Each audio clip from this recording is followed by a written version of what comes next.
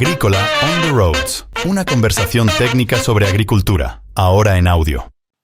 Estamos en un nuevo episodio de Red Agrícola on the Road y estamos con el experto en humidificación, Sebastián Johnson, que nos va a hablar de cómo debe ser la post-cosecha perfecta de la cereza. Una post-cosecha que se va a iniciar en unas cuantas semanas más, que ya se ha iniciado en el norte, porque ya la primera cereza del país ya se cosechó en Ovalle, pero hoy vamos a hablar con el señor Johnson sobre si existe la post-cosecha perfecta de la cereza y cómo se deben hacer las cosas bien. Y en una conversación anterior con el señor Johnson, él nos hablaba del concepto bueno, bonito y barato. ¿Nos puedes explicar un poco más sobre eso de bueno, bonito y barato y cómo hacer las cosas bien? Hola Rodrigo, muchas gracias por invitarme. Me podéis decir Sebastián nomás, no Dona. Perfecto. Yo creo que cuando apuntamos, es una opinión muy particular mía, no estoy haciendo un juicio de cómo hacer las cosas. Cuando apuntamos a hacer las cosas perfecto en cereza, que es lo que necesitamos, ¿no?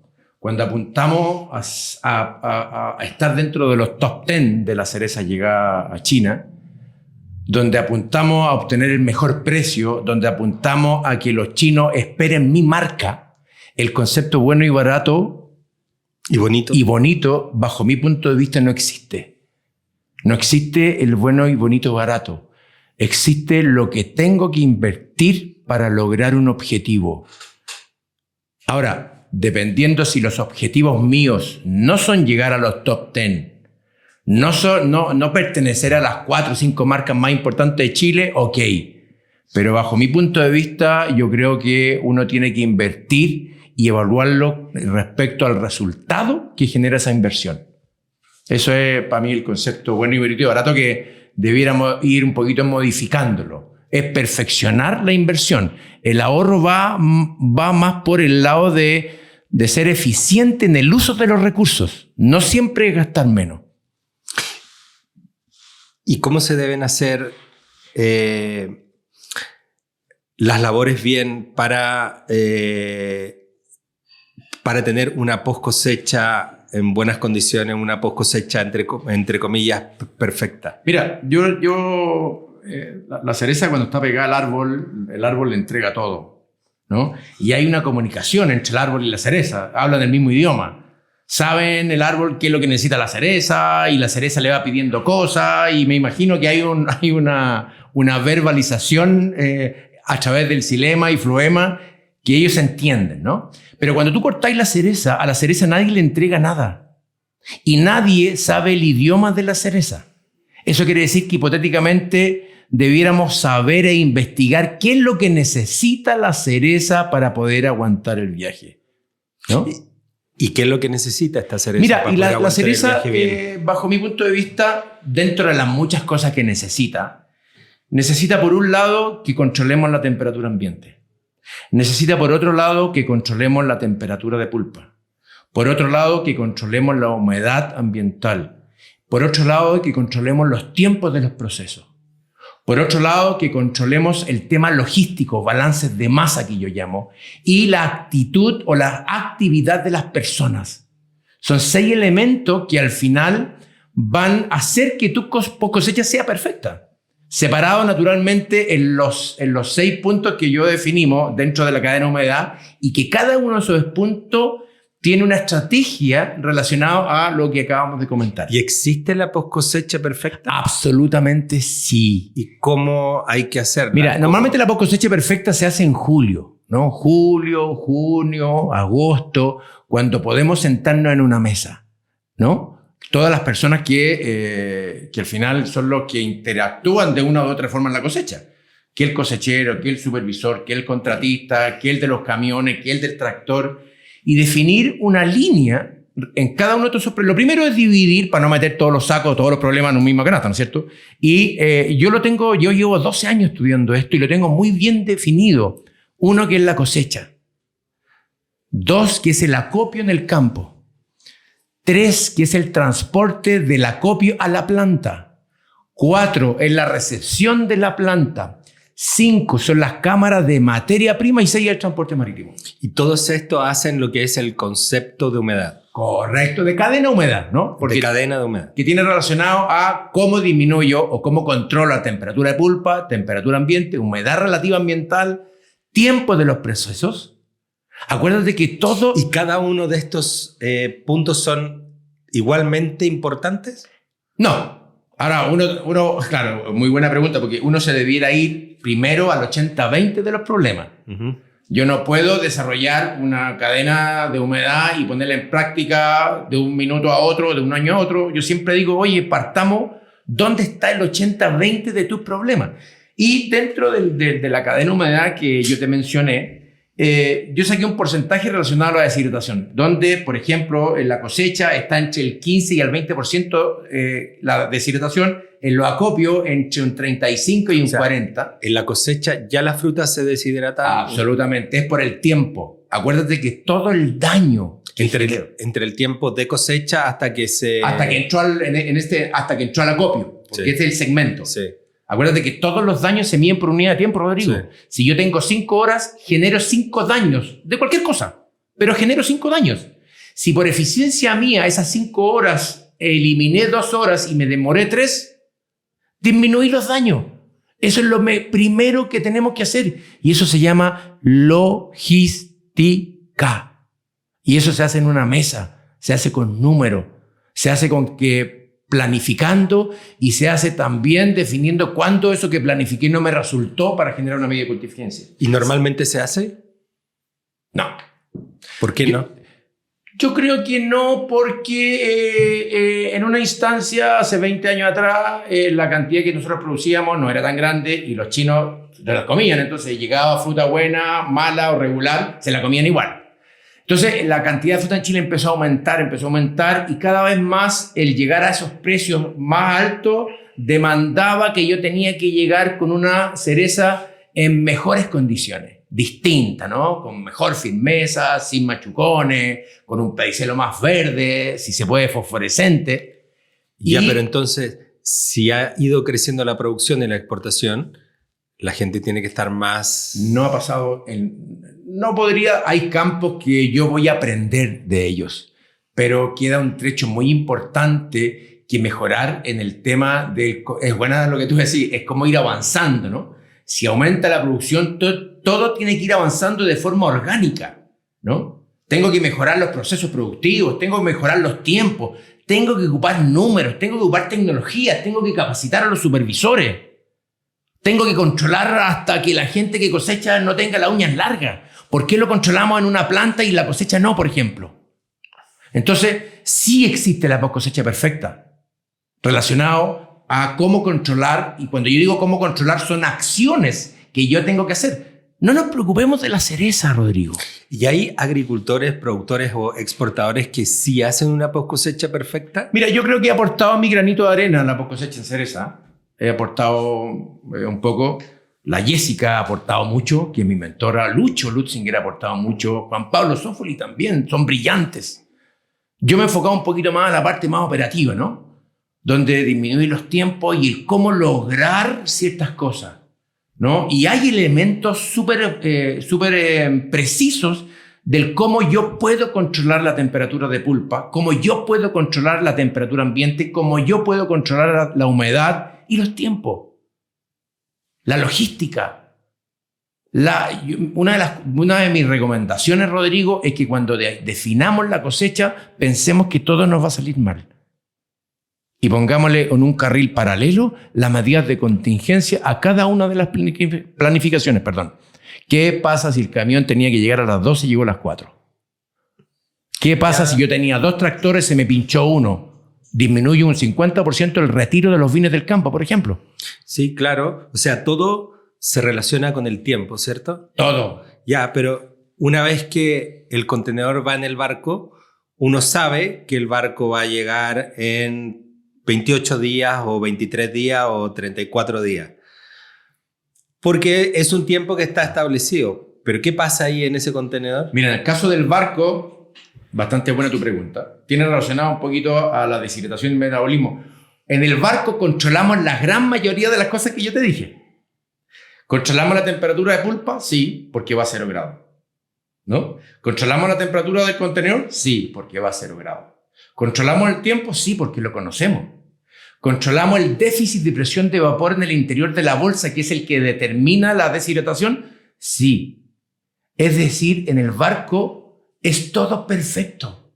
Lo único que faltaría es acercar un poquito los continentes. No sé si se podrá de alguna forma acercarlo, pero es todo perfecto. Y la guinda de la torta al despacho son los Cherry Express o los Asia Express, como se llaman ahora. Entonces, el barco no es el 80-20 de los problemas. El 80-20 de los problemas está en Chile. Desde que yo saco la cereza hasta que meto la fruta en el contenedor. Porque hay veces que excedo el tiempo de la cereza en una cámara de producto terminado, y en la cámara de producto terminado también se va deteriorando a menor escala, pero también. Entonces no podemos abusar de ello.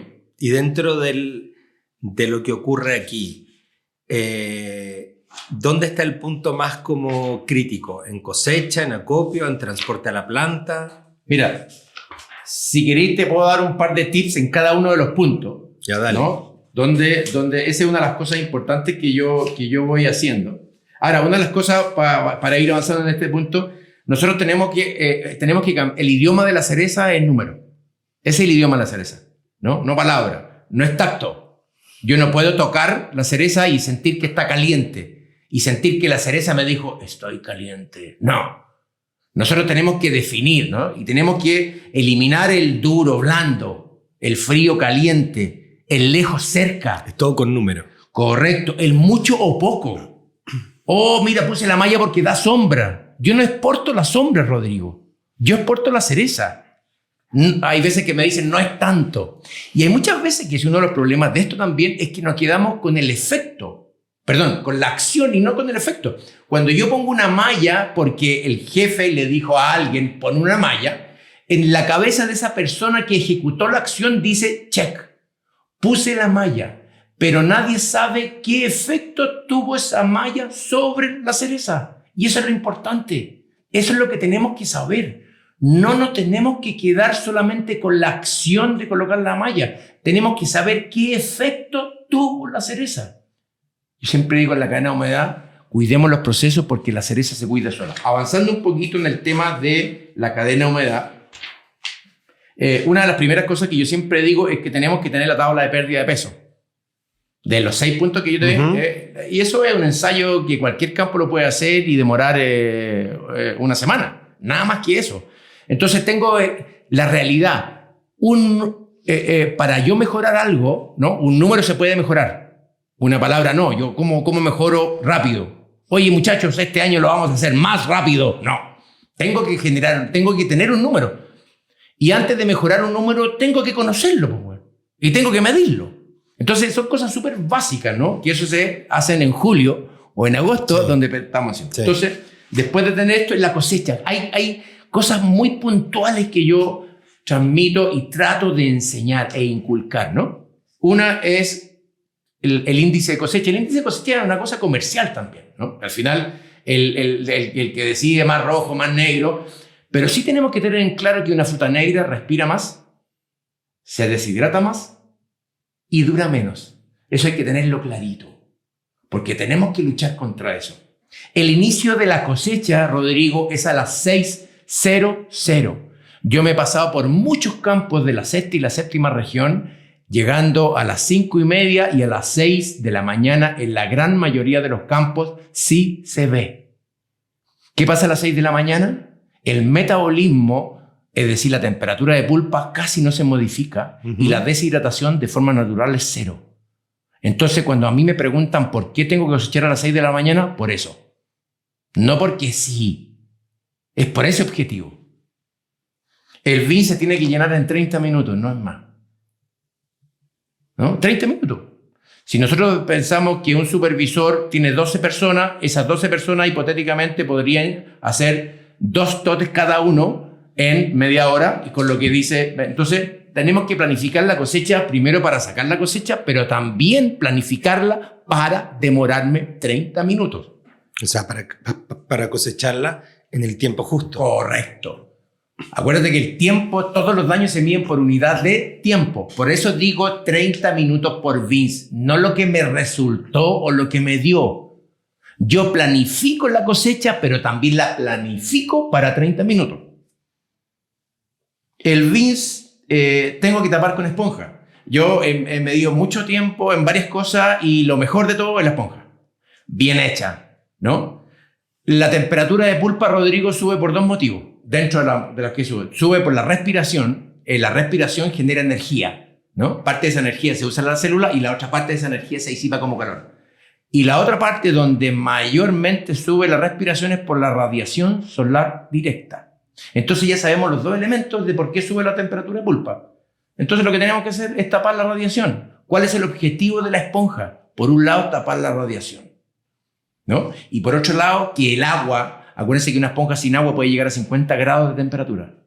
Entonces muchas veces que las personas se quedan con la acción. Puse la esponja, jefe, pero no le puso agua, bueno. Ya, claro. ¿Cachai? Entonces ese es el concepto de la convicción de las cosas. Mallas. Hay un elemento que yo estoy divulgando que en algunos campos y es excelente. Es colocar una malla Rachel doble de 95 sobre el beans que estoy cosechando. Vale. ¿No? Porque cuando yo estoy cosechando y estoy metiendo los totes muy rápido, la esponja como que no la estoy metiendo, sacando, ¿no? Entonces, ¿cómo corto la radiación solar? Con este cuadrado de 1,20 m, 1,50 m, con elástico, y cada beans lo amarro con elástico en los árboles y corto la radiación solar, la corto. He disminuido 10 grados de temperatura. 10 grados. La temperatura de pulpa con radiación directa en 30 minutos puede subir 10 grados. Me saqué la cresta. 12 meses y gasté entre 15 y 20 mil dólares. Y en 30, 35 minutos puedo subir la temperatura de pulpa en 10. Eso significa multiplicar por 3 el metabolismo. Y eso no se ve. Y eso no se siente. Por eso tenemos que ocupar los números, ¿no? La post cosecha no es de sentir, es de medir. Oye, que me salió bonita esa frase. Anótala para que no se me olvide. El retiro de los beans, después de que un beans está listo, no lo puedes retirar en menos de 10 minutos. Demórate 10 minutos. Hay mucha gente que me dice, oye, pero es que hay mucha gente. Bueno, es problema tuyo, pues, bueno. Nadie te obligó a tener un campo de 300 hectáreas. Tienes que demorarte. Y ahora, parece pesado, pero mi deber es pensar como cereza. No es pensar como, porque yo diseñé la cadena perfecta. Entonces la persona, esta cadena perfecta, la mira y se mete o no se mete si él quiere.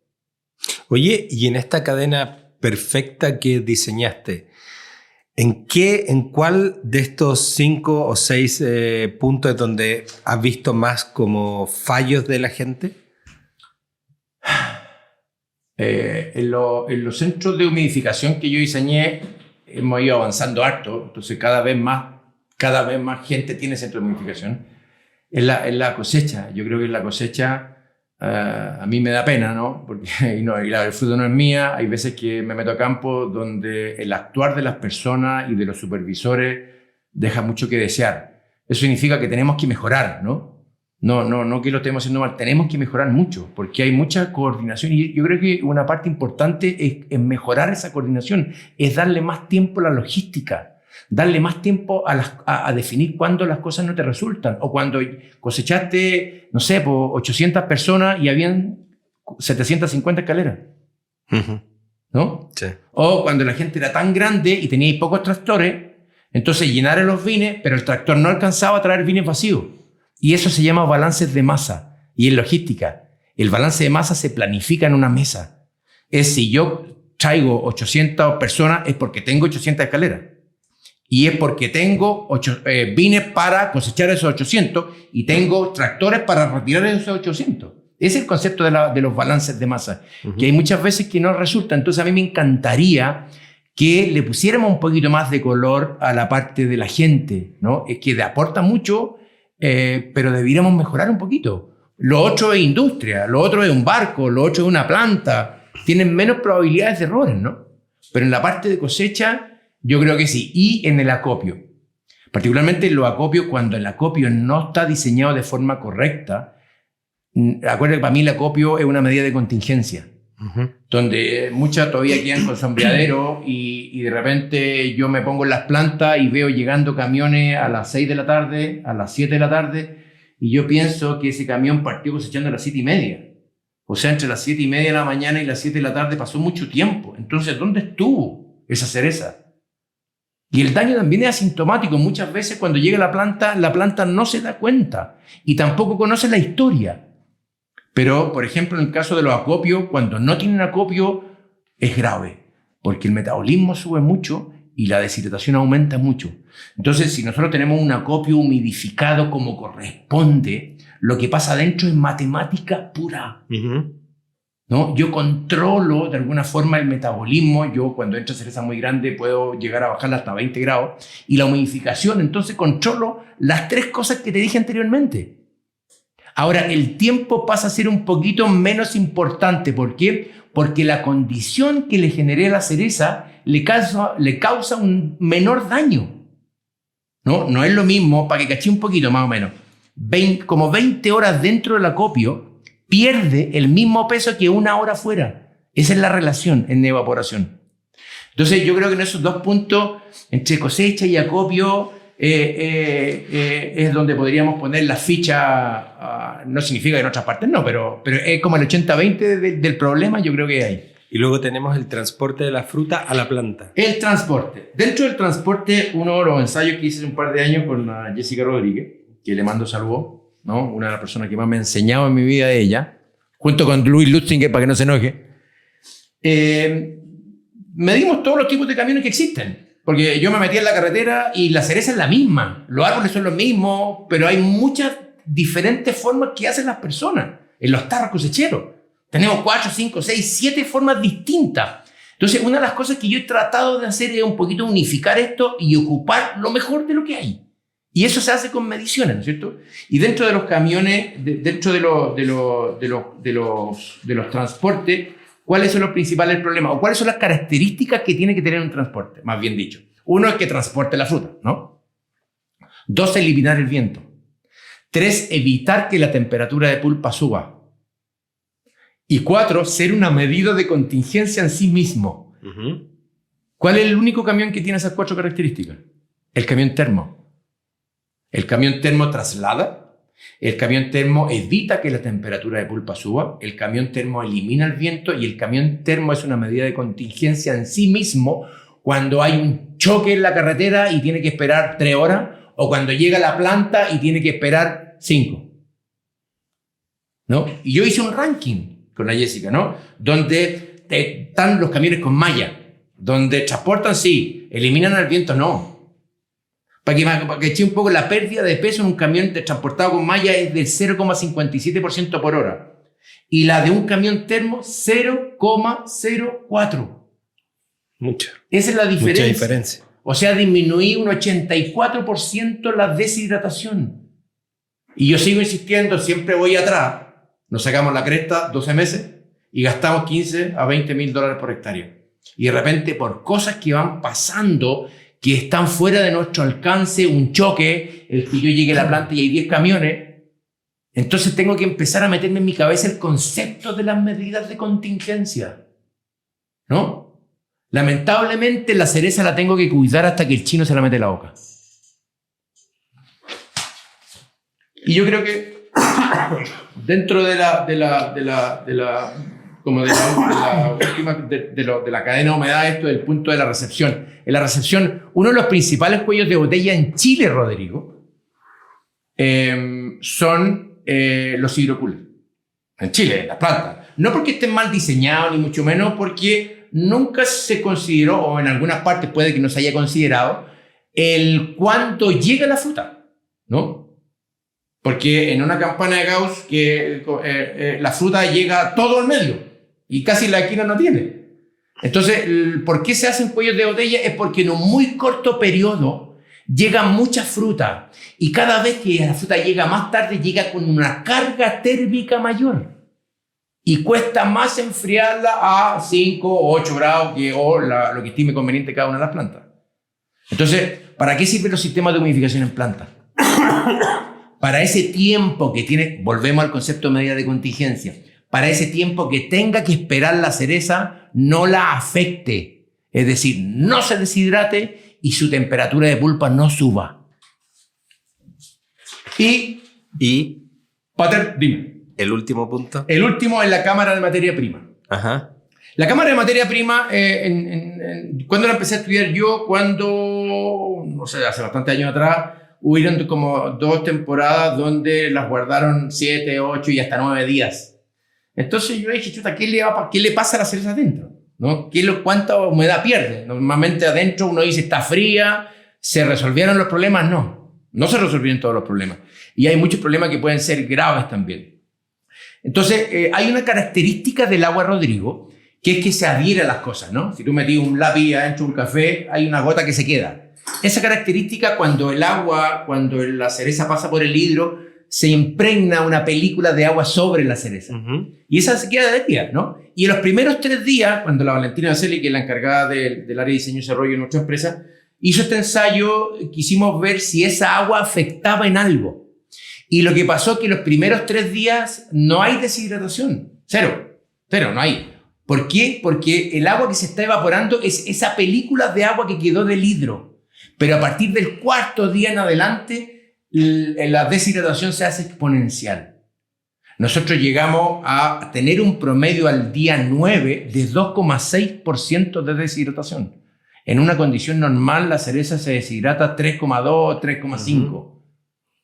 Y solamente en 9 días de cámara de frío se llegó a deshidratar un promedio entre varias variedades de 2,6%. Entonces es como, uno podría decir que es como un daño escondido, ¿no? Porque está la puerta cerrada y uno cree que todo está bien. Oye, tú ahora que hablaste de las variedades, ¿este concepto de cadena de humedad funciona para todas las variedades? O sea, ¿hay que tener alguno de estos 5 puntos más en cuenta para algunas variedades que pueden ser más susceptibles a algo que otras? Ahora, acuérdense, lo que yo hago es humedad, ¿no? Porque no es solo una variedad como la Paltajás. Tienes toda la razón. Aquí hay 40 variedades distintas. Ahora, acuérdate que una de las principales separaciones es la Rainier, ¿no? Que esa como que la separáis va por otro carril que no tiene agua. Todo el resto tiene la misma forma. Vale. Acuérdense que yo dentro de mi cadena de humedad actúo sobre el metabolismo, como lo disminuyo, actúo sobre la radiación, actúo de disminuir los tiempos. Entonces uno podría decir que hasta el día de hoy no he visto contraindicaciones en alguna variedad respecto al tema. Vale. Ahora, y por último, el Cherry Express. Una de las cosas que nos dimos cuenta es que cuando uno usa la cadena de humedad, ¿no? La cadena de humedad, uno de los problemas que tiene es que no siempre es de una misma persona, ¿no? El campo es de uno, el sistema de transporte es otro, la planta es otro y la exportadora es otro. Sí. Entonces uno dice, chuta, ¿cómo pongo a todos de acuerdo para lograr un objetivo? Pero cuando hicimos más que ensayo ya en cantidades más grandes, nos dimos cuenta sin querer que cuando uno ocupaba la cadena de humedad completa, la deshidratación en el viaje disminuía a la mitad, ¿no? Y eso logró, cuando uno hace la cadena, o sea, la cadena de humedad o este desarrollo de una post cosecha perfecta o casi perfecta, logramos disminuir el 80% de la deshidratación de la cereza completa, en el proceso completo. Es increíble lo que puede hacer cuando hacemos las cosas de forma perfecta. Y se hacen las cosas de forma perfecta. Cada día ha ido mejorando más. Y eso ha llevado a que la cereza llegue a destino en una condición igual o similar a la que se cosecha. Eso es lo que buscamos. A la que se ha cosechado. Entonces, una de las cosas que me dijo, estaba en una reunión, no voy a nombrar la exportadora, me dijo, Sebastián, nos hemos dado cuenta que tú hayas aportado tu granito de arena y en algunas plantas o en algunos embarques ya el pedicelo café es como algo que no está siendo dentro de los primeros problemas. Ahora, hay que tener cuidado con el fenómeno del niño, donde las temperaturas que vamos a tener ahora van a ser bastante más altas que las anteriores. No dicho por mí, sino dicho por los estudiosos de la Católica y todas las cuestiones, ¿no? Entonces tenemos que preocuparnos antes, ¿no? Y una de las mejores formas de preocuparnos es tratar de hacer esto que yo digo, controlar con datos súper precisos y cosas súper concretas que yo te he dicho que hagamos. Y la humidificación en términos generales es una excelente herramienta. Yo llevo 12 años con esto, ¿no? El otro día aprendí, tengo un equipo de humidificación en mi oficina, me metí adentro y me volví a asombrar de lo que hace. Y no por lo que sentí, sino por lo que medí con un termohigrómetro. Oye, ya para ir terminando... ¿Te aburrí? No. Pero quiero que me cuentes qué tipo de ensayos son los que van a hacer este año. Mira, que estuvimos hablando antes sobre eso, pero ahora cuéntanos. Siempre me interesa, yo vivo la venta de los equipos de humidificación, pero siempre me interesa aportar más, ¿no? Aportar en el tema. Yo no vendo equipos en cosecha, pero aporto, investigo, me gusta enseñar y me gusta que esta cuestión mejore. No sé. Yo creo que el tema de la deshidratación es súper matemática y ya está más o menos controlada. Eso quiere decir que hay que cumplir ciertas cosas. Las cumplo, elimino la deshidratación, y no las cumplo, no. Es súper matemática. Y me estoy metiendo harto en el concepto del metabolismo, ¿no? Del metabolismo, yo hice el año pasado un ensayo que mandé a línea y mandé en varias especies, mandé en arándano, en uva, y le dije a Bruno y Felipe, mídeme el metabolismo o la respiración a 0 grados, a 5, a 10, a 15, a 25, a 30, hasta 30, la dije. Hasta 30 días. 30 grados. Acuérdate que la respiración va aumentando, disminuyendo por los grados. Ajá. ¿Y qué es lo que hace cuando aumenta la respiración? La temperatura de pulpa aumenta la respiración. Ajá. ¿Y qué pasa cuando aumenta la respiración? Se consumen las reservas que necesitaba para el viaje, pero se la está consumiendo ahora. Y eso es lo que yo quiero evitar. Y una de las cosas que me di cuenta, o que nos dimos cuenta con Valentina, era que después de los 20 grados, el crecimiento del metabolismo era exponencial, se multiplicaba por 3. ¿Y eso lo hiciste con qué especie? Con cereza, con arándano y con uva. Yeah. ¿No es cierto? Y eso no se ve. Nosotros tenemos en nuestra cabeza una meta de temperaturas frías, ¿no? Si uno dice, oye, ¿a qué temperatura se tiene que ir la cereza en el barco? Uno dice 0. Pero yo le pregunto a las personas, oye, ¿cuál es la temperatura máxima que puede llegar una cereza en el campo? Nadie tiene un índice. Y el índice son 20 grados. ¿Por qué? Porque entre los 20 y los 30 el metabolismo se multiplica por 3. ¿Queremos eso? No. Entonces, ¿qué tenemos que hacer? Fijarnos una meta de 20 grados y ver qué es lo que puedo hacer dentro de mis posibilidades para lograr esa temperatura de pulpa a la planta. No que me llegue la que me llegó. Por eso inventamos los tiempos, por eso inventamos las mallas, por eso inventamos los camiones, por eso inventamos los humidificadores. Entonces, te dais dando cuenta que en esta conversación se fue diseñando, por todo lo que yo te he dicho, un concepto de cadena perfecta. Sí, claro. ¿Cachai? De cadena perfecta. Y una de las cosas que también me quiero meter harto en el tema de el negra y roja, ¿no? Dentro de la escala hedónica parece que tiene 5, no tengo idea cuántos, pero yo me pongo en los extremos. Entonces, dentro de una caja uno podría decir que podría ir fruta roja y fruta negra, ¿no? Uh-huh. Y lo que quiero hacer es analizar qué ocurre con esos dos colores. ¿Qué ocurre con la deshidratación con esa fruta roja? ¿Qué pasa con el metabolismo con esa fruta roja? Pero con número. No decir, oye, esta sí más, porque todos sabemos que... Sí. Pero con número. Para que veamos efectivamente si yo cosecho negra o que si yo cosecho roja... No estoy solamente analizando el tema rojo y negro, estoy analizando, el metabolismo se va a multiplicar por 4 y la deshidratación aumenta un 20%. Eso es lo que tengo que pensar cuando veo una caja. No tengo que pensar en colores.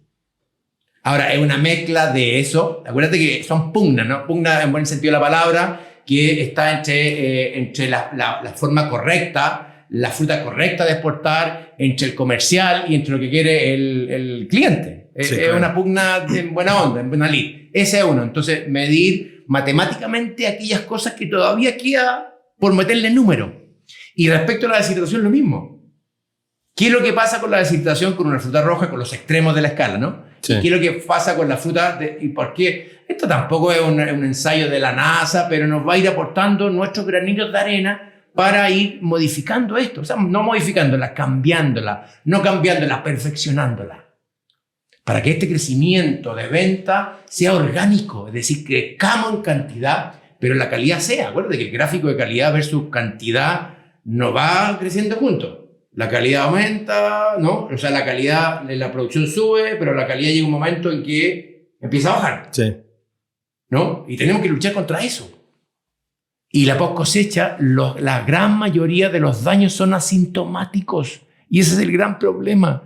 Si nosotros viéramos el pitting en el bean, algunos se ven, pero si nosotros viéramos el pitting en el bean, podríamos reaccionar.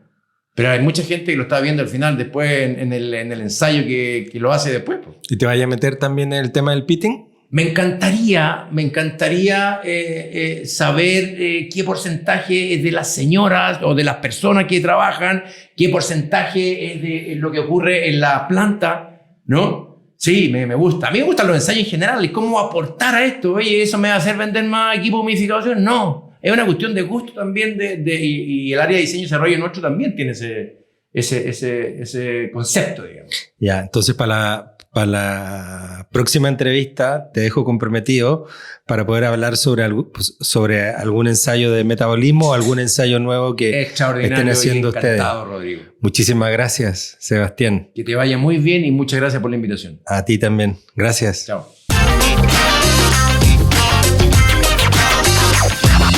Red Agrícola on the Roads. Una conversación técnica sobre agricultura, ahora en audio.